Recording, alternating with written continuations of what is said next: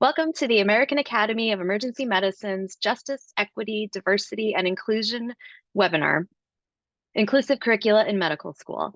My name is Kristen Fontes. My pronouns are she, her, and I will be your moderator for tonight's session. This session will be recorded and uploaded to the AAEM JEDI website within 24 hours. For anyone that is attending live, please feel free to use the chat function if you have a question or a comment. And as always, like I've said many times in the past, we welcome participation. We hope to foster open and respectful dialogue.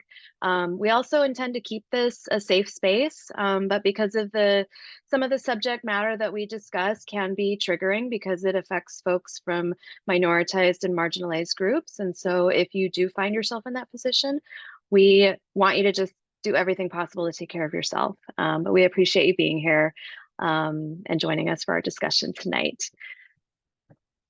All right, so what we'll do now is we will have our speakers introduce themselves. So we'll start with our two student colleagues. Let me introduce you to Maddie.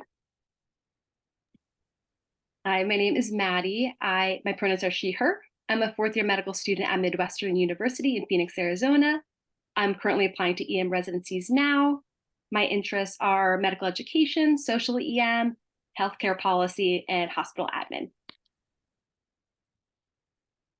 Great, thank you, Maddie. And Kelsey. Hi, my name's Kelsey. My pronouns are she, her. I'm also a fourth-year medical student at Midwestern University in Phoenix, Arizona with Maddie. Also applying EM, and my EM interests are ultrasound, medical education, social, healthcare, and undersea medicine as well. Great, thank you. And we are so fortunate tonight to have a couple of faculty panelists as well to add to our discussion. So I would like to have Dr. Emily McNeil introduce herself. Hi, I'm Emily McNeil. I'm a emergency medicine and pediatric emergency medicine physician at Carolinas Medical Center, where I serve as associate program director for the residency program. And I also am the director of diversity and inclusion for our emergency medicine department and do work in medical education on DEI topics. Great, thank you. And last but certainly not least, Dr. Kathy Wares. Hey everyone, I'm Kathy Wares. My pronouns are she, her, and I'm also from Carolinas Medical Center and in emergency medicine. And I am a recently former assistant program director there, and I serve now as the associate dean of clinical curriculum for our regional medical campus. So Charlotte has a medical campus now as part of Wake Forest University School of Medicine, and I oversee the clinical years, which is traditionally thought of years 3 and 4. I have an interest in just general curriculum development in medical school, as well as this residency-based education and in simulation-based education. Great, thank you everyone. Welcome. So tonight's topic is about inclusive curricula in medical school, and our student colleagues are actually going to be giving us a presentation on that and also talking about some of the research that they have done. So without further ado, Maddie and Kelsey, feel free to take it away. Perfect. Okay, just going to share my screen.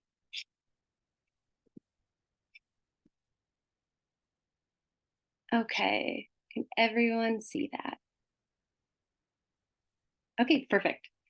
So thank you all for joining us. Today we're going to be talking about inclusive curricula in medical school, which is a topic very near and dear to Kelsey and my heart because we've been working at our own school.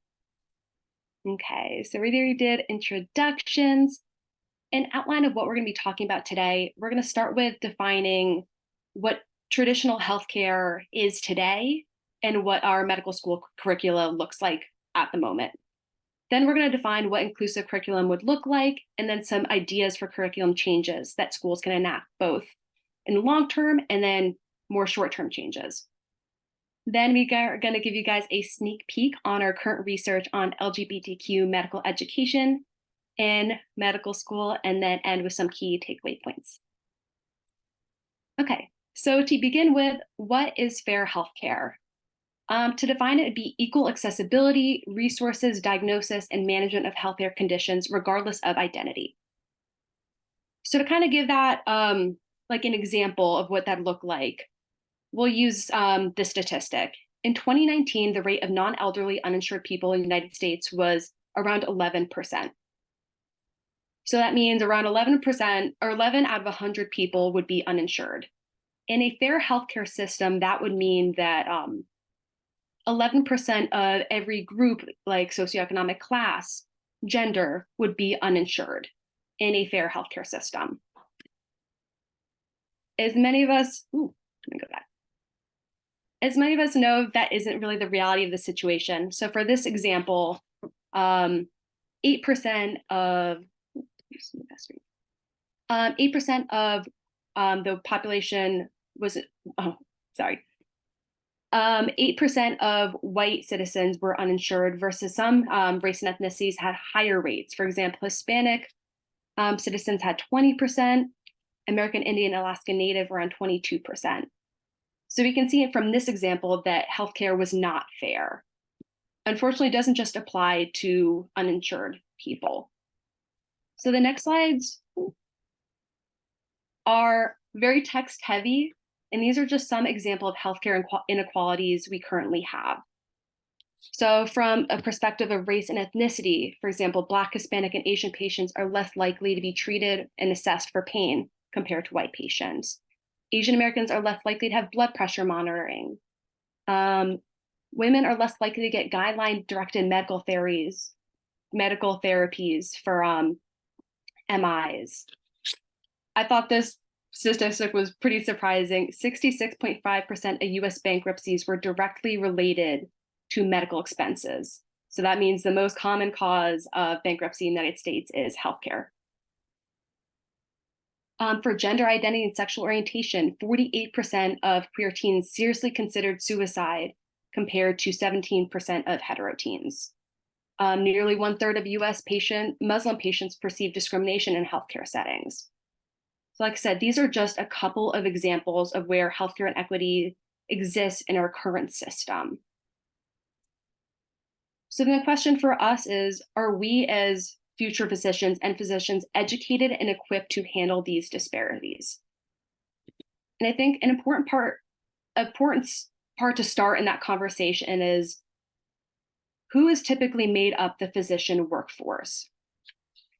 If we look at this first graph, it shows percent of practicing female physicians, which, as you can see, in 1970 was below 10, and finally to our current age, we're around 40%. So historically, it has been a male-dominated field. This next graph is looking at percent of practicing Black physicians over time. And as you can see, it's this dark orange color.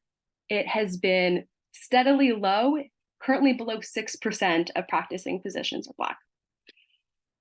So what that means in historical context is medicine has been historically dominated by male providers and white male providers. So what that means for us is typically the people establishing medical school curricula are physicians, as it would make sense.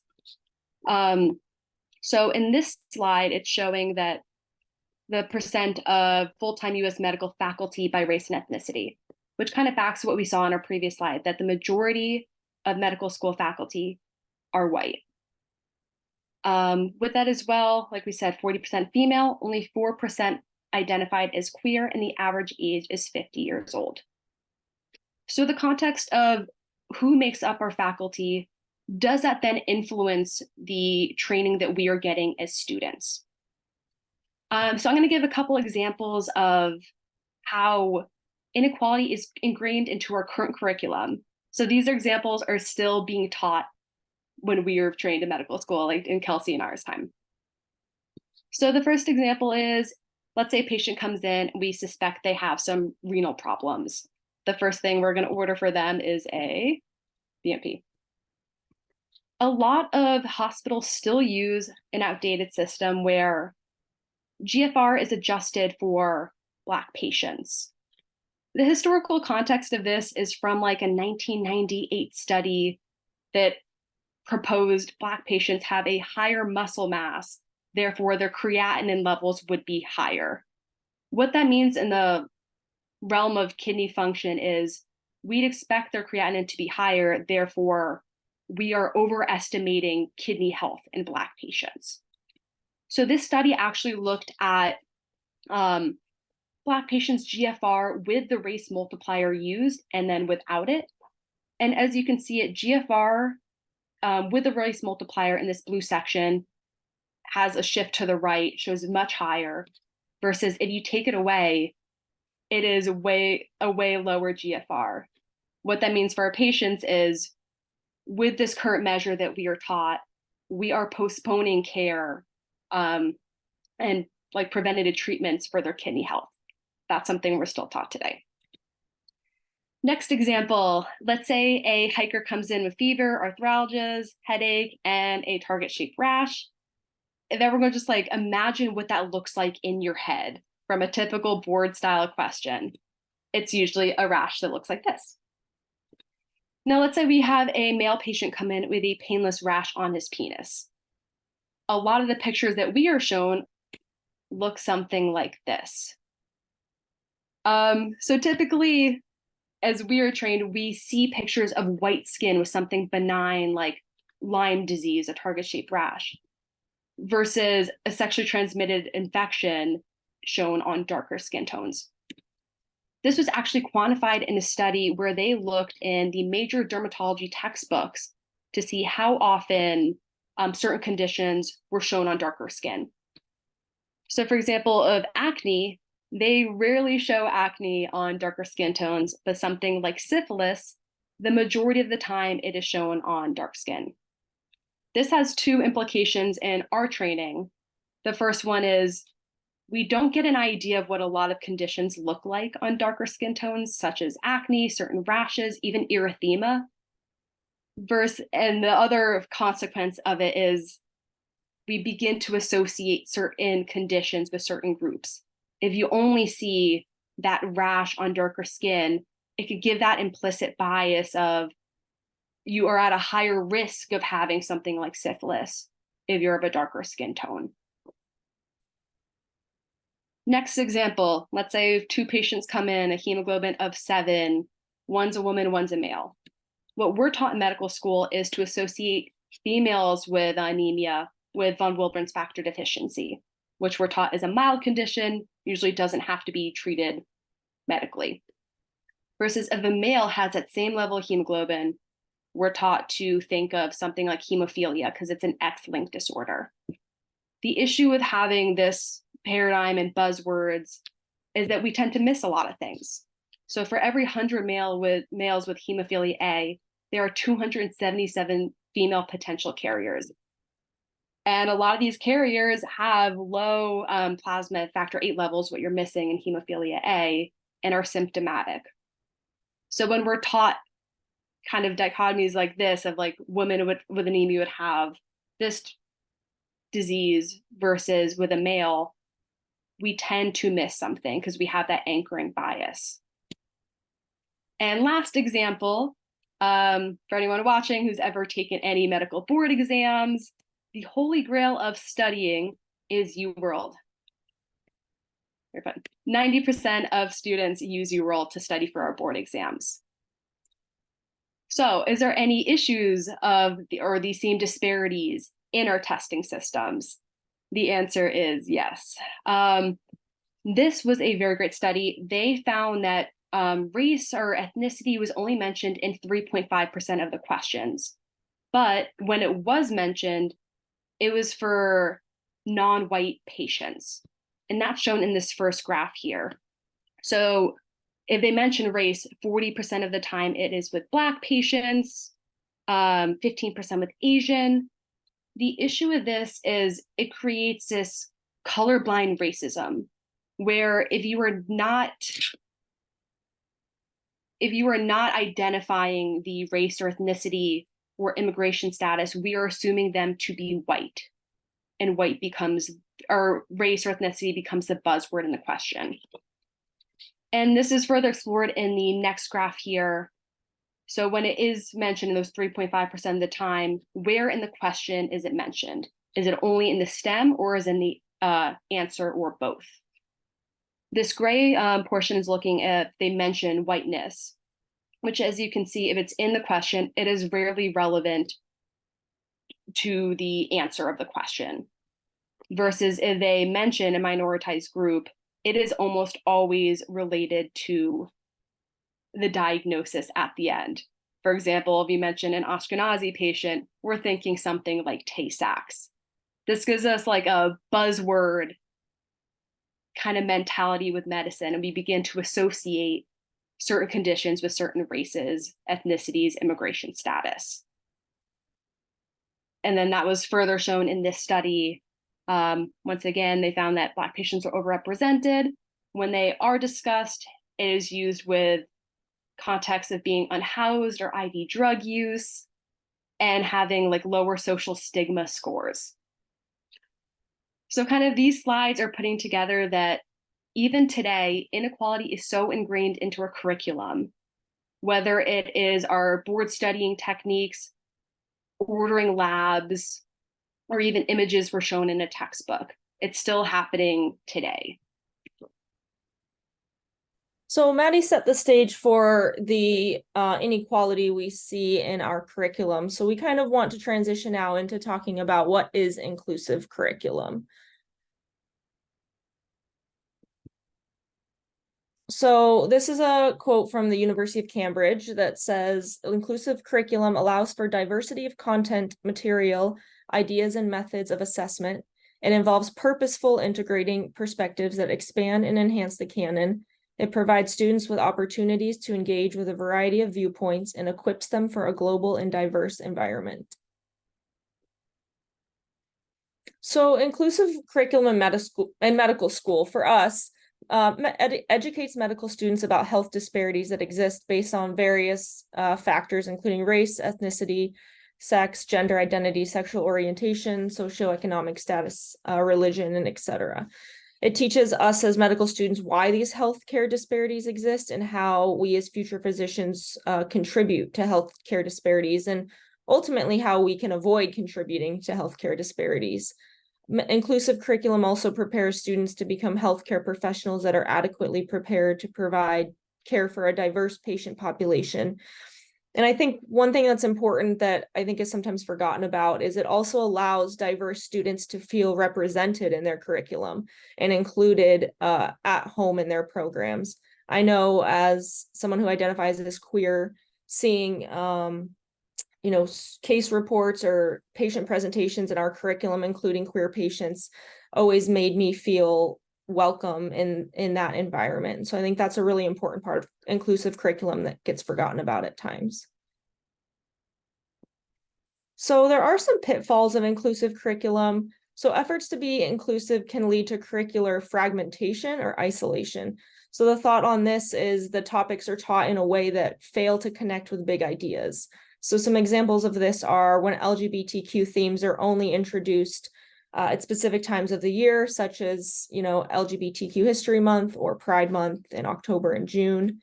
When lesbians or gay men are included to the exclusion of bisexual and transgender people, or when lessons fail to represent ethnic, racial, or other forms of diversity that do exist among LGBTQ individuals.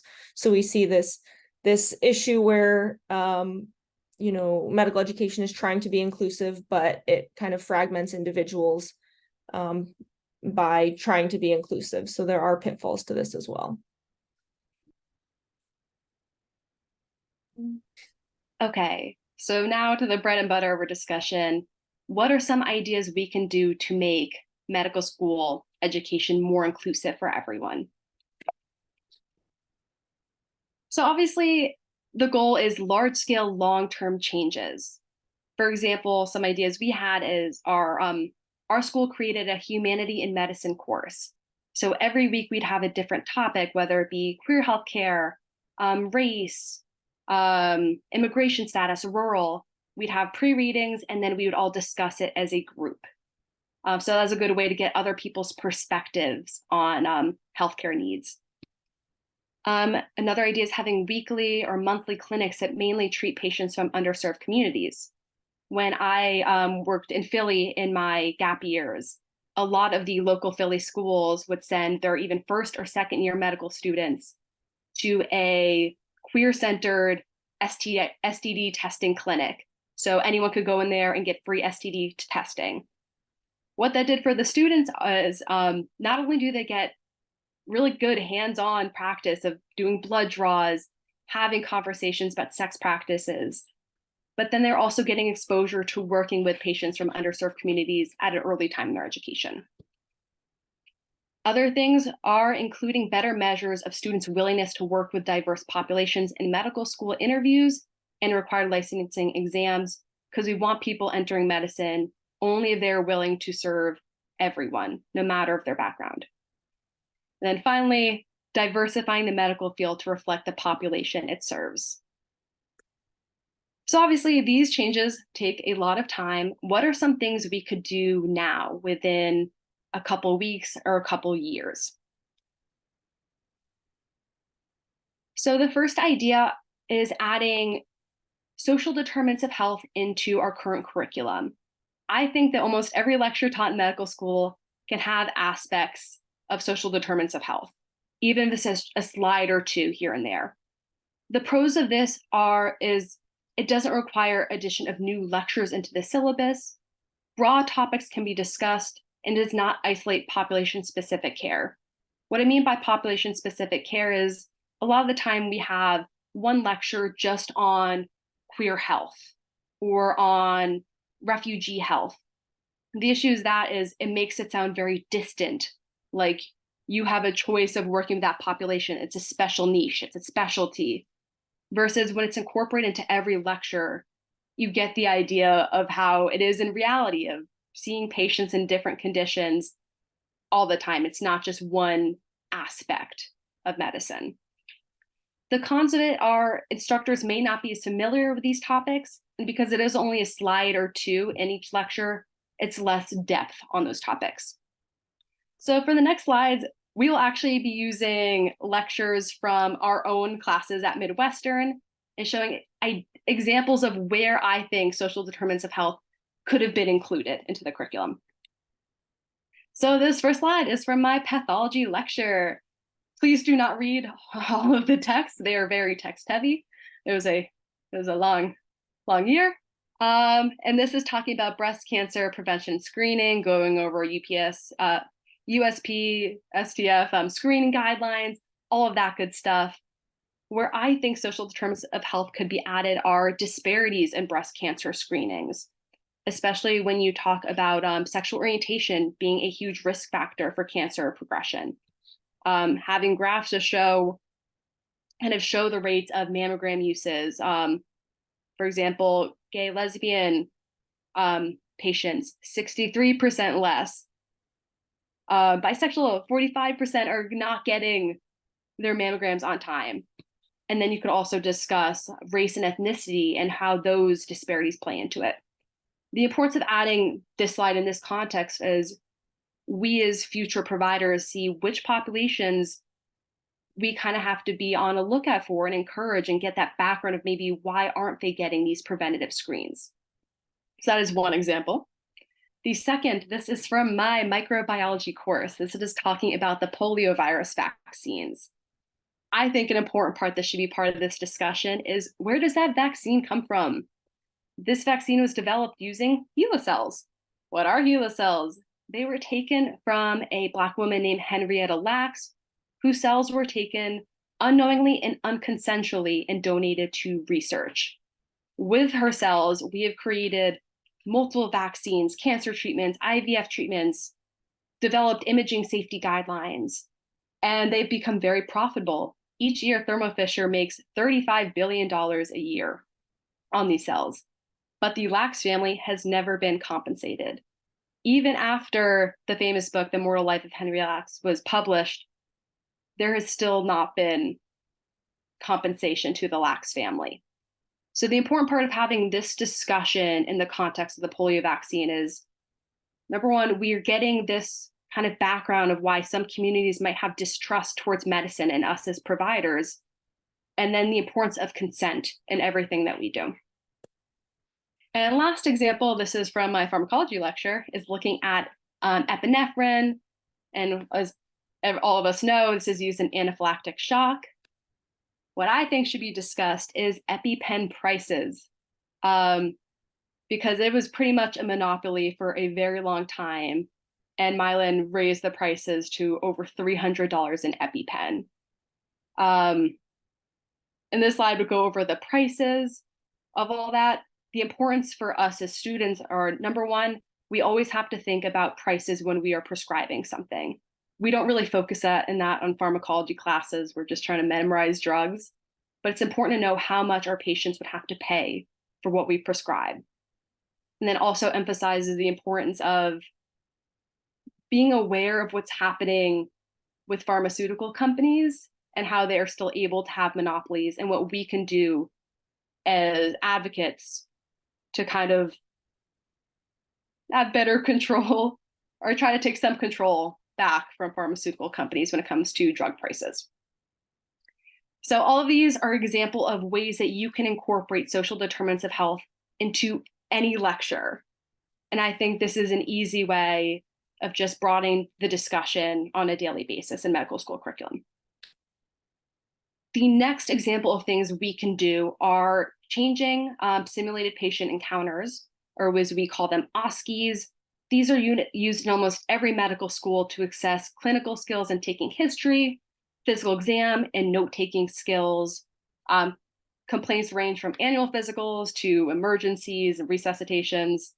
OSCEs have actually been shown to be effective in assessing DEI skills in medical clinical faculty. It has not been evaluated in students yet. So I think there are two different techniques that we can take to change OSCEs to make them more inclusive. The first route is building cases around equity topics. So for an example, we could have a 37-year-old male come in for follow-up after recent diagnosis of HIV. So this case would be fully focused on queer medicine.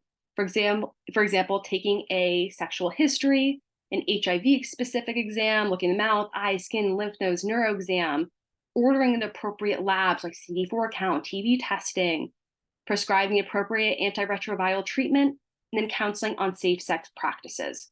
So that would be a brand new case. But what we can also do is incorporate equity into our current OSCEs. So I am 99% sure every school has had a low back pain OSCE. So something we could do to it is, what if the patient is now non-binary and uses they, them pronouns? So part of this evaluation would be the student has to ask how the patient prefers to be addressed, what pronouns they use, and use those pronouns during the physical exam and then in the note-taking. And then you can also add assessing for any other concerns, including mental health, just since we know that LGBTQ populations have higher risk of depression and suicidal ideation. Other topics could include birth control consultations, type 2 diabetes in a patient with food insecurity, chronic health issue in patient with limited follow-up, back pain with concerns of domestic violence. The pros of this technique are students get hands-on experience in a very low-risk setting. So as a lot of us students get very uncomfortable, especially with asking sexual histories, it takes practice. In this setting, it is so low risk, and this is the time we want to make mistakes, not with our patients. Another pro is ability to build off already current cases, such as the low back pain, and then we could use direct application of didactic training. For example, if they're learning about antiretroviral medications and pharmacology, you can pair that to have an OSCE at the same time. The con of this approach is it requires more standardized patient training. You would need to generate some new cases, and because anytime you generate a new OSCE, it's a lengthier approval process through the school. But with this technique, you can create new cases, or you can build it into currently made cases.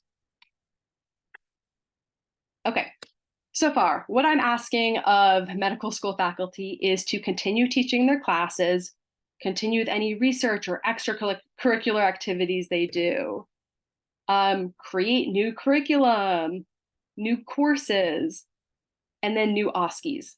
Obviously, that is a lot to ask of any faculty member. And to be fair, faculty aren't necessarily trained in these topics. So this graph is looking at the degrees held by medical school faculty Not surprisingly, the majority of them are MDs or DOs.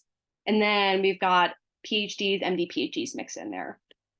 So a lot of the faculty teaching us don't necessarily have like a social science background on top of these degrees.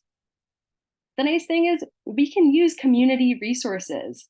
Many communities have experts and organizations that specialize in diversity and advocacy work, and a lot of them offer education training or guest lectures, so we should use these resources. The next few slides, I'll be using some examples in the Phoenix area that we've looked into, just as an idea of certain realms that you could explore in your own areas.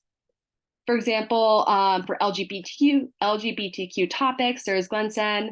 They do intentional inclusion and educator training.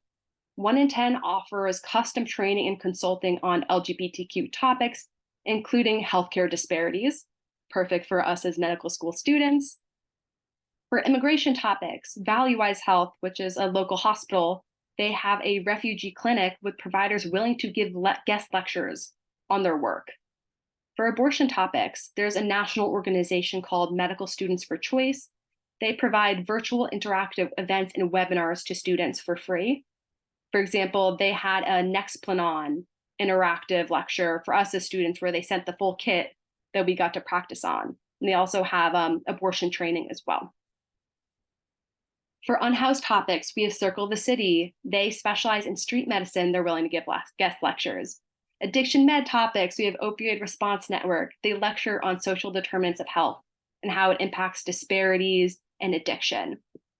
So these are just some examples from the Phoenix area. And I'm sure a lot of the areas people live in have similar resources as well. The beauty of this is more voices means more information for us, and then that will make us better physicians. I think it's important to note that we should always offer to pay guest lecturers and organizations for their training and expertise because they are providing an important service for us. It is important to compensate them for that. The pros of using community resources, it's less teaching load on faculty. We make connections with the community, and then we're getting more expertise on topics.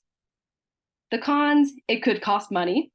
And then we'd have to make time for these new lecturers to come in and present on these topics. And the last idea we're going to discuss for inclusive curriculum change is diverse faculty. Already showed this slide in the past, but bringing back our faculty is historically white, male, on the older side. So let's bring in new people. Let's bring in new people to teach us and give us their perspective on medicine.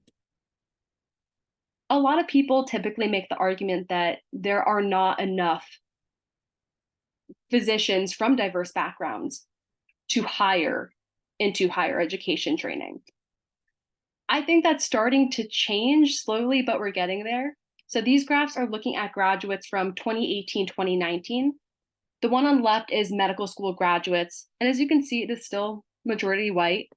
But then we're getting, in the screen, 6% are Black graduates. We have 8% multiracial. There are more people graduating medical school from diverse backgrounds now. And the same is similar in doctoral degrees. If you look at the psych and social sciences and life sciences, we're having more graduates coming from diverse backgrounds. And since this was like 5 years ago, a lot of these people might be attendings at this point or past their postdoc years. I think that we should hire these people to start expanding the medical field in higher education. So an important part of it is how do we recruit and keep diverse faculty? I think it's important to advertise positions using culturally sensitive language, such as keeping it gender neutral, having the statement that they are an equal opportunity hire. And then when we're having these hiring committees, we should have raise awareness of unconscious bias and assumptions that can come with interviewing candidates. The next part is more tough because a lot of the time, if you're starting with a pretty non-diverse program, it is hard to recruit people when they wouldn't have a network or a community once they get there. So I think setting up mentoring and networking at your program that would attract faculty to go there and make them feel safe while they're there. And part of that has to play with school policy. So you want an institution to reflect that their desire to have diversity. For example, responding to any national events that happen. For example, after the murder of George Floyd, having a statement saying that this is happening, this is our roles as providers, and showing that we're not just saying that we want diversity, we practice it daily, and we want to have a community that values that as well. Okay, so here's a summary of the inclusive curriculum changes that we think can be done on like a shorter term within a couple of weeks to a couple of years. The first one is incorporating social determinants of health into lectures. The second is adding elements of diversity into current OSCEs and creating OSCEs with DEI as a main focus. Then using community resources to build connections and train students on inclusive topics. And finally, hiring and maintaining diverse faculty will give new perspective and hopefully inspire diverse students at your program. So we're going to transition to talk about our current research on LGBTQ med ed, specifically in the medical school setting. This came about as a project for Maddie and I, just from our first 2 years in medical school.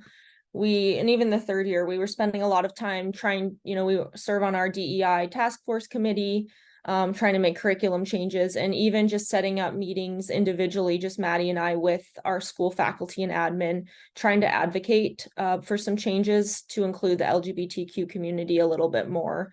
So that's kind of what inspired this research project. So background and objectives. So this was coming out of Gallup. So 7.2% of US adults currently identify as LGBTQ.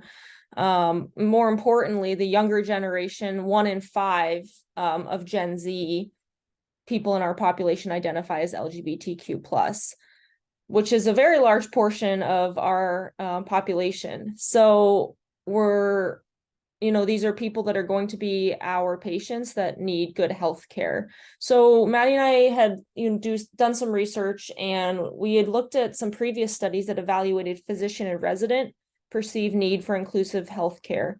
And many of these residents and physicians reported feeling uncomfortable caring for the LGBTQ population. And this understandably has tangible consequences. This study mentions that 21% of physicians were found to maintain poor eye contact with LGBTQ patients. 45% of physicians avoided conversations about sexual behaviors with their LGBTQ patients. And the study also found that physicians were significantly less likely to perform procedures on queer patients.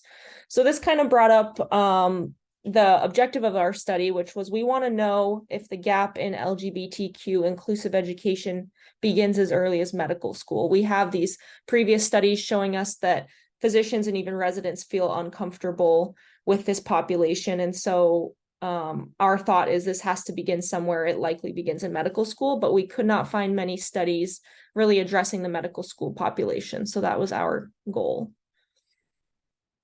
So for the methods, we used an anonymous survey-based study. This was our kind of pilot study. So we started small scale. Our participants were MS1s through MS4s at our school, so at Midwestern University during last academic year. We sent the survey out over a month-long period to about 1,000 students. We only had a response rate of 12.6%, but we were able to take that data and analyze it. And then for the paired questions, we asked a few questions, which I'll present later, comparing non-LGBTQ and LGBTQ patients, and we used the McNamara test to compare difference in response levels. So some of our results here. So one of the questions we had asked students was, how many didactic hours per academic year do you think your program dedicates to LGBTQ health issues? And you can see here in blue that 91% of students said 5 hours or less. So in a whole academic year, they felt that our program only dedicated at maximum 5 hours to LGBTQ health issues. And then going along similar lines, we asked how many hours of medical school training do you believe are adequate to prepare you to address LGBTQ healthcare needs? and 72% of those students said 6 or more hours. So here we see kind of a discrepancy between what students are receiving for, training on LGBTQ health issues and what they actually feel they need. So this is something that's a part of the study that's currently ongoing for us, but we have a little bit of data that we included. So perception versus reality. So we had mentioned that 91% of students believe they receive less than 5 hours of LGBTQ dedicated material. So our goal, the next step that we're currently working on, is really quantifying how much is actually in the curriculum. So we're still collecting a lot of this data and trying to quantify it, but so far we've reached out to the course directors and gotten a little bit of information, and kind of looking over it for MS1 and MS2s, the didactic years, it looks to be there's maybe 1 to 2 slides and 1 or 2 lectures per quarter, which is not very much. And then first year students also have a 2-hour workshop or discussion. Maddie had mentioned that earlier. There's a humanity and medicine course that we do. So they have a 2-hour workshop there. And then there's a 3-hour voluntary online module that students are requested to or recommended to watch, but it is voluntary. So who knows if that actually happens. And then getting into third year, or part of second year and third year, there are a few case presentations that include LGBTQ patients, but our overall kind of feeling based on what we're getting back so far is it's not very much in our current curriculum. So ultimately, almost 86% of students agreed that they would benefit from increased training on LGBTQ focused healthcare needs to be a more inclusive physician. So that's pretty significant that we have a lot of students at our program that are responding that they don't feel like they get enough and they believe they should be receiving more. So we also asked students about if they believe there are barriers that hinder faculty and administration from integrating topics into curriculum. 62% said yes. And then we had a follow-up question asking what some of these barriers exist. So about 50% thought that faculty, and they could choose multiple options as well, or write in their own, but these were kind of the popular ones. So 50% thought faculty and admin maybe lacked confidence or knowledge. 38% thought that faculty and admin were unable to find time within the curriculum. 43% perceived a lack of need, so thinking that faculty and administration don't see a need for it. And 38% thought that faculty and administration maybe opposed inclusion. So that, I think that the thought that around 40% of students thought faculty and administration didn't see a need for it or opposed inclusion is a little concerning. So these are some graphs kind of showing more data that we thought was pretty significant. So up at the top, it's asking students how comfortable do they feel conducting a thorough physical exam, so including pelvic and genitalia exams, breast exams, and rectal exams on an LGBTQ patient. And then we asked a separate question, the same question, but on a queer patient. And then we compared the people's answer choices to see if there was a difference, and there was. So we got a statistical significant value in comparing these questions. So up at the top, it says comfortable, neutral, uncomfortable. So in that neutral column, of the 36 people who responded neutral, so they feel neutral about conducting a physical exam on an LGBTQ patient, 12 of those 36 said they felt comfortable. So of the 12 people, they feel neutral with an LGBTQ patient, but feel comfortable with a non-LGBTQ patient. And then there was a majority of people who answered neutral for the queer patient also felt neutral for the non-LGBTQ patient. And then going to the uncomfortable column, 53 people said they felt uncomfortable performing these exams with queer patients.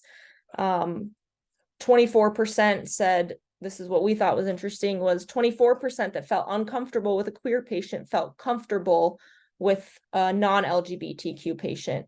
And then again, we do see a majority of people that just feel comfortable no matter what. And I think we can attribute that. A lot of these are first and second year students who have no clinical experience as well answering these questions. And so with a question like this asking about more private exams, I think it's understandable that a lot of students just don't feel comfortable in general with those exams. But the fact that we do see a statistical significance with people feeling either uncomfortable or neutral with a queer patient, but feeling comfortable with a non-queer patient is significant and an interesting finding. And then this, I think, Maddie, you'll have to click for this one maybe again. Yeah, there we go. Okay. Thank you. So for this slide, I thought was a little even more telling. This is again a comparison. So how comfortable do students feel treating non-specific illnesses? So the examples we gave were like cough and back pain in a queer patient versus a non-queer patient. And again, the same format of this table. So at the top in the neutral column, 28% or 28 students responded that they feel neutral treating a non-specific illness in a queer patient, but 71% of those said they feel comfortable in a non-queer patient. And then in the uncomfortable column, 62 students responded they felt uncomfortable treating non-specific illnesses in an LGBTQ patient, and 71% of those that felt uncomfortable with a queer patient feel comfortable with a non-queer patient. And again, those comparisons were statistically significant.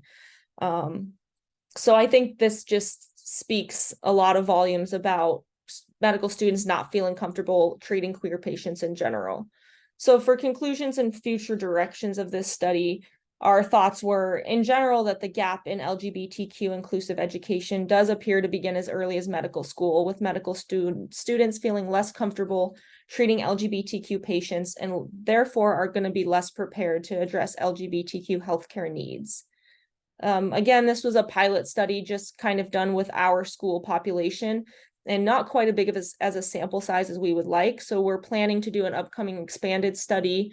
We're going to reach out to ideally medical schools either across the state or across the country and do a follow-up study to get more of an idea of how this looks on a national level. So our key takeaways today from our presentation are that healthcare disparities do exist in the U.S. healthcare system, and they disproportionately affect patients based on race, ethnicity, sex, socioeconomic status, gender identity, and sexual orientation. The current physician workforce is not properly educated or equipped to handle these disparities, and the cause is likely multifactorial, including a lack of diversity in the workforce, a lack of diversity within our medical education leadership, and that all leads to inequality ingrained into our curriculum. So as Maddie talked about, we had a few ideas for creating a more inclusive curriculum that includes hiring more diverse faculty, incorporating social determinants of health into didactic lectures, diversifying our simulated patient cases, and using community resources to train students and faculty. And then our current research on LGBTQ med ed does show the gap in physician knowledge and comfort with LGBTQ patients likely begins as early as medical school. And I think that's why it's so important that we're training medical students and having really inclusive curriculum from the get-go to avoid these disparities in the future. And these are our references. Thank you so much. Wow. Thank you so much. That was remarkable, really. And it's, for someone like me who I'm a community emergency physician, so I don't always have my finger on the pulse of what's happening in the academic world. But I really appreciate that, I get the opportunity to see like, yeah, these are the ways that change and progress are happening. And as you've shown, like you can demonstrate through data that there's an opportunity to improve, and also, through organizing work, which is like with engaging with, community leaders that can help with education. It's like not a novel concept, but it's like it works. And, and I speak from my own experience of trying to do that with some medical education work I did previously. It's almost, I guess it's almost a little surprising that more institutions aren't doing that. So I really appreciate that you spoke to what is in your area, and hopefully folks that are watching this can kind of use that as a motivator to really look and see what's available in their communities. So thank you both so much for that presentation. I'd like to use just the last bit of time that we have here just to, get our faculty panelists involved in some discussion. And I'd love to hear from both like a student perspective and a faculty perspective about, our students have shown us that, there's a way to get involved with creating more inclusive curricula in their school. They're doing research and, they've really done a lot of work to try and support that. So how would you recommend, if there's a student out there, a resident, or even a faculty member that really wants to get involved with this, how can they do that? Well, I'm happy to say a few things along with Emily. She is really I would say the expert among us, but I love curriculum development. And I love talking about how you're going to make changes within a curriculum. And I have to say, hands down for a fantastic presentation. I loved what you covered. And the most important part that not all presentations cover, but you did fantastically, is what are the small, feasible, and practical steps that we can take now to change a curriculum that doesn't seem monumental, that it feels like it's an unsurmountable thing to create a curriculum or a whole thread or a course. That seems tough, but you all made small changes. So Emily always says this saying about like grow where you're planted. And I have this thing is start where you are, start good work where you are. So if you are waiting to say, I need to get to this place or be this certain person or have this education to make these small changes, it's just not going to be there because that goalpost will move for you, in my opinion. So doing these small things by saying, hey, I see this one question that I just need to remove the patient's race because it does not change anything.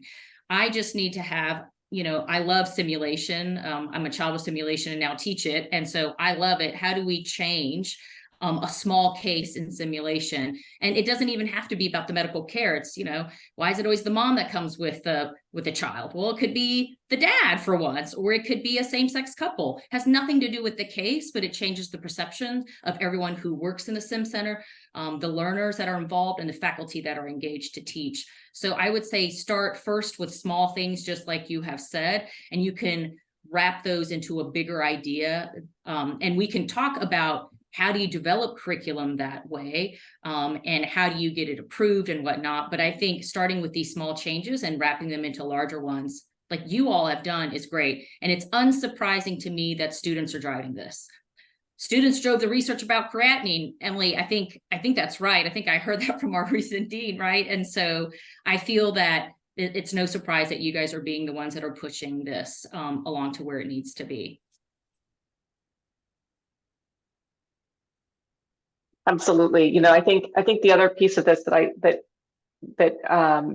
but your data actually really shows it beautifully, which is that a lack of action is seen as opposition. So the fact that such a large percentage of students perceive that their faculty would actually oppose integration of such content shows what lack of action on these topics really communicates. You think you're just communicating. There's a toddler coming into my room. You think you're just communicating. You think you're just going through a curriculum, but really the unspoken messages are really big. And so that I really took that away from the data that you presented. I agree with Kathy 100%. You got to look everywhere around you where you are and say, where are the spaces that we need to make change? And then, granted, if everybody did that, it would be a different story. But it's when you do that and you do it really well and you become an expert in that, then you become an advisor to other people trying to do it in their space. So it really behooves you to make sure that everything around you is where you want it to be, and then you can progress from there. Yeah, I have this thing is first, whenever I take on a project or feel like there's something insurmountable, I always say, okay, my first job is don't mess it up. So, I'm always like, remove the harm first, or remove those little pieces that you're like, this is not good for the curriculum. This one's word is making this a biased question stem. Then I say, then do no harm. Okay. So don't start adding things that you know that aren't good. And lastly, try to make it better. And a lot of times you just have to start with taking away the bad things, like words, the way that things are described, and then making sure that you don't perpetuate that. And this is where things in curriculum, like CQI processes, we don't just say, okay, every year we're going to look at our questions. Every new question that you make, how are we going to make sure that it doesn't have those things? You do that every year. And then, the new questions coming aren't going to have that, the biased language and everything else. And you can do that for every step of the curriculum as you build it. And it's a process that should always improve on itself. I think one of the things, Maddie, Kelsey, you had mentioned it in your talk, which I thought was great. Something about how there was mentioning of LGBTQ plus STEM or something like that in the curriculum. You said, wow, this made me, as I identify with that community, made me feel included and safe. And I just, that's what we want. But one thing that we don't highlight is for those who don't identify as that, they are benefited maybe just as much as those who are not, because when you teach in an environment that is inclusive like this, and if you include that language and the DEI principles and values, those that do not identify actually have higher engagement. All those learning measures that you want, higher engagement, empathy, motivation, they all benefit from that. And I think it's important to showcase the benefits of those that do not identify as minority, because we're all improving from that, not just for the populations that we want to feel included that have been underrepresented in the past and whatnot.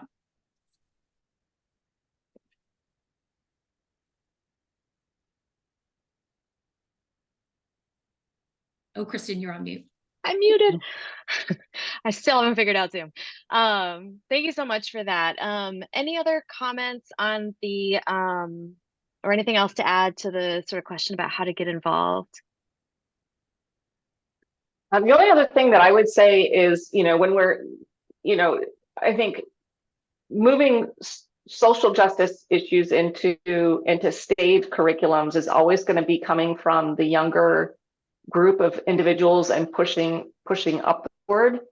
And so there's some ways to do that without banging your head against a wall, because there's going to be a lot of banging heads against walls. But really figuring out sort of the social nature of how we operate and finding your key stakeholders. And by that, I mean finding the influential faculty members that if you can get them on board, everybody else will do it. And that does the work, for you. And so that takes a little bit of emotional intelligence to try to figure out who is the faculty member that if you can get them to kind of start singing this song, to start making these changes and start to publicize, make them very public, I guarantee you, because we're all social creatures and we want to belong, the rest of the faculty will get on board much faster. I agree. And I would say locally too, sometimes you just want to make changes within the curriculum. Every medical school has a governance structure that requires students to be a part of it. And that's for every curriculum product that gets delivered, how it gets delivered, how it gets approved. It is actually an LCME requirement for these bodies of governance to exist. So you can say, you know what, I have no idea how I'm going to get this curriculum that I think is really important. But you know what, I think I should go to that body, and they're named different things, but it's a curriculum governing body, and say, hey, the student body, because student representatives and governance committees always get together and say, what do we need as students that we think the curriculum is not delivering? This is one of them, and say, I will go to our governance structure, undergraduate medical education committee or whatnot, and say, we as students think we need this in our education. You would be right, because AAMC, when you graduate, you'll get a survey that says, do I feel like I can treat patients from diverse backgrounds? And so you can go to those and say, I'd like to be a member. You could be elected as a member, but that's a great way to say, this is how I want to be involved, or just be in the room. So when a student voice needs to be heard, you're a part of it. And that's at every level of medical education. So that's another good way to be involved. If not, it's small ways within one course or a curriculum, but across the curriculum. Excellent. Thank you so much. So much to think about. I wish we had more time, but I do want to be respectful of everyone's time and schedules. We do need to go ahead and wrap up, but I just want to say a huge thank you to our students, to our faculty members for joining. I mean, there's so much to I think digest and reflect on for anyone that has had the opportunity to listen to this discussion. I think, yeah, for me, for sure, the take home points are listen to your students, involve them as well. And sure, within the structures of, institutions, needing to go through the steps to actually make change happen, you can't really do it without support and really having, I think, the voices of those who are connected with the patients that we serve, whether that's because they're leaders in the community or because they're people from diverse backgrounds that share an identity with these communities that they serve, is so critical. And I mean, it gives me a lot of hope as somebody who really wants to see change be driven and progress and all that. And I see some of it happening, and it really just gives me a lot of hope. So I thank you for giving me that as well tonight. For anyone that's watching after the fact, we will have another webinar in October. Our theme for then is going to be a discussion on emergency medicine at the U.S.-Mexico border. We're going to have Dr. Faith Kenzer talking about that. So please remember to join us for that. For any upcoming events with the JEDI section, for the recording of this video, you can head to the AAEM.org website and you can find our section there. I do want to just put one little tiny plug in for our JEDI section's LGBTQ plus work group that has recently formed. I'm in charge of it. Our student colleagues are also members of it. We are looking for more folks to join us. Everyone is welcome. So if you're interested, you can get in touch with us through the website as well. So again, thank you everyone for coming, for joining, for listening. And I wish you all a wonderful evening. Thank you. Thank you. Great job, Maddie and Kelsey. Really, really great job. Truly excellent presentation. Thank you. Have a good one.